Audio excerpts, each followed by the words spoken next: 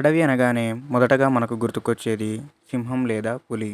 ఎందుకంటే మనం వాటిని అడవికి రాజుల్లాగా చూస్తాం కాబట్టి. కానీ జంతు ప్రపంచంలో ఒక వింతైన మృగం ఉంది. దానికి సింహం అంత బలం లేకపోవచ్చు. పులిలాంటి పంజాలు లేకపోవచ్చు. కానీ సర్కస్ బోనులో ఎప్పుడైనా తోడేలు లొంగిపోయి ఆటలాడటం చూశారా? సింహాలైనా లొంగుతాయేమో కానీ తోడేలు మాత్రం ఎప్పుడూ బానిసత్వానికి ఒప్పుకోవు. స్వేచ్ఛే దాని ఊపిరి. గుంపులుగా వేటాడటమే దాని నైజం. చాలామంది తోడేళ్లను కేవలం క్రూరమైన, మోసపూరితమైన జంతువులుగానే చూస్తారు. వాటి జీవితంలో ఉండే క్రమశిక్షణ, నమ్మకం, కుటుంబం కోసం అవి చేసే త్యాగాలు మనుషులకి కూడా ఆదర్శం. ఈరోజు మనం అడవిని తెర వెనుక ఉండి శాసించే తోడేళ్ల సామ్రాజ్యంలోకి వెళ్దాం. వాటి గురించి మీకు తెలియని కొన్ని నమ్మలేని నిజాల గురించి ఈ వీడియోలో తెలుసుకుందాం. తోడేళ్ళు ఒంటరిగా బతకడానికి ఇష్టపడవు. అవి ఎప్పుడూ ఒక సైన్యంలా ఉంటాయి. ఆ తోడేళ్ల గుంపును ప్యాక్ అని పిలుస్తారు. ఈ ప్యాక్లో ఒక అద్భుతమైన లీడర్షిప్ రూల్ ఉంటుంది. గుంపుకు నాయకుడిగా ఉండే తోడేలును ఆల్ఫా అని అంటారు. మీరు ఎప్పుడైనా తోడేళ్ళు గుంపుగా ప్రయాణించే విజువల్స్ చూసారా? అందులో ఒక మైండ్ బ్లోయింగ్ సీక్రెట్ ఉంటుంది. అడవిలో ఒక తోడేళ్ల గుంపు నడుస్తున్నప్పుడు ముందుగా 3 ముసలి తోడేళ్ళు లేదా 3 బలహీనమైన తోడేళ్ళు నడుస్తాయి. ఎందుకంటే శత్రువు హఠాత్తుగా దాడి చేసినప్పుడు ఈ బలహీనమైన తోడేళ్ళు వెనుకబడి చనిపోకూడదని. వాటి వెనక 5 బలమైన యోధుల లాంటి తోడేళ్ళు ఉంటాయి. వాటి వెనక మిగతా గుంపు ఉంటుంది. మరి అందరినీ నడిపించే ఆల్ఫా లీడర్ ఎక్కడ ఉంటాడో తెలుసా? అందరికంటే చివర్లో ఒంటరిగా నడుస్తాడు. ఎందుకంటే వెనుక నుంచి వచ్చే ప్రమాదాన్ని తానే మొదట ఎదుర్కోవడానికి, తన గుంపులో ఎవరూ వెనకబడిపోకుండా చూసుకోవడానికి. నాయకుడంటే ముందుండి ఆర్డర్లు వేయడం కాదు, తన వాళ్ళని వెనుక ఉండి కాపాడుకోవడమని తోడేలు నిరూపిస్తుంది.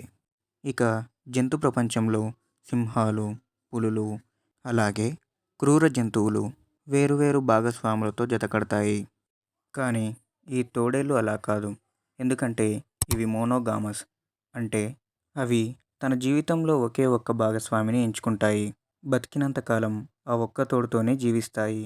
ఒకవేళ ప్రమాదంలో తన భాగస్వామి చనిపోతే ఆ బాధను తట్టుకోలేక మిగతా తోడేళ్ళు చేసే ఊలను అడవిని మొత్తాన్నే కదిలిస్తుంది. ఆ పార్ట్నర్ చనిపోయిన బాధలో కొన్ని తోడేళ్ళు ఆహారం తీసుకోకుండా ప్రాణాలు వదిలేసిన సందర్భాలు కూడా ఉన్నాయి. అంతటి అమర ప్రేమ ఈ క్రూర మృగాల సొంతం.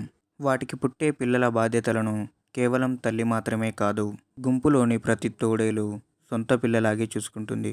వేటాడి తెచ్చిన ఆహారాన్ని ముందుగా చిన్న పిల్లలకే తినిపిస్తాయి.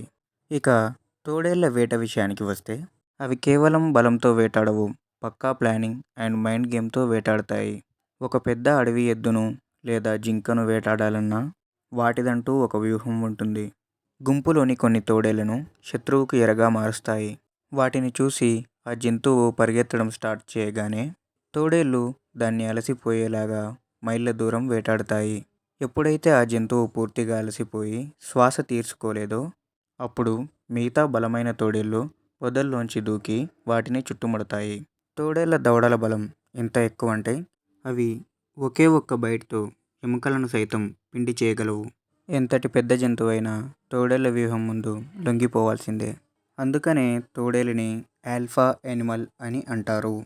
పౌర్ణమి చంద్రుని వెలుతురులో ఒక కొండపై నిలబడి తోడేలు ఆకాశం వైపు చూస్తూ చేసే ఆ ఊల కేవలం ఒక శబ్దం కాదు, అది శత్రువులకి హెచ్చరిక, తన కుటుంబానికి ధైర్యం, ప్రకృతికి ఒక వందనం. మనుషులమైన మనం కూడా కుటుంబం కోసం ఎలా నిలబడాలో, జట్టుగా ఎలా పనిచేయాలో, స్వేచ్ఛ కోసం ఎలా బతకాలో ఈ తోడేలను చూసి నేర్చుకోవచ్చు. క్రూరత్వంలోనూ ఇంతటి క్రమశిక్షణ దాగి ఉందనే నిజం మీకు నచ్చినట్టయితే వెంటనే ఈ వీడియో లైక్ చేయండి, మీ ఫ్రెండ్స్తో షేర్ చేయండి. మరిన్ని ఇలాంటి ఇంట్రెస్టింగ్ వైల్డ్ లైఫ్ వీడియోస్ కోసం మన ఛానల్ని వెంటనే సబ్స్క్రైబ్ చేసుకోండి. అలాగే మన నెక్స్ట్ వీడియో కోసం history, wild life, cricket, science ఈ 4 దేనిపైన వీడియో చేయాలో కింద కామెంట్ చేయండి. Thank you for watching.